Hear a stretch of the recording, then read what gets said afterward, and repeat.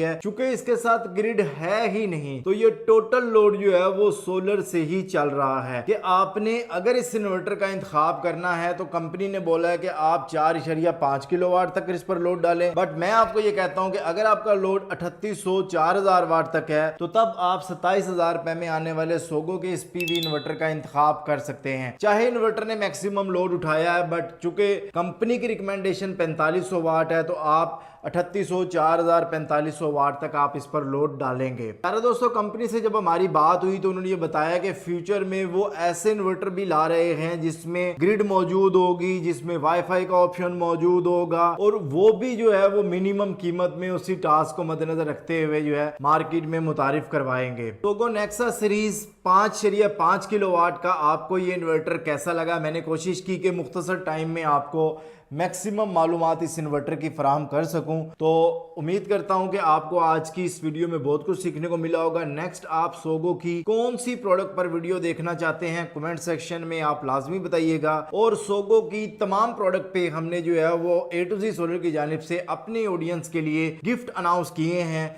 तो आप इसी वीडियो के कमेंट्स में अपना नाम और अपने शहर का नाम लिखें और साथ लिखें सोगो नेक्सा 5.5 किलोवाट। तो आने वाली जो सोगो की वीडियो होगी जो 7.5 किलोवाट की हम बनाएंगे, उसमें हम जो लकी विनर होगा, वेबसाइट है रैंडम कमेंट स्पीकर, उसके जरिए जो है हम उस विनर को अनाउंस करेंगे।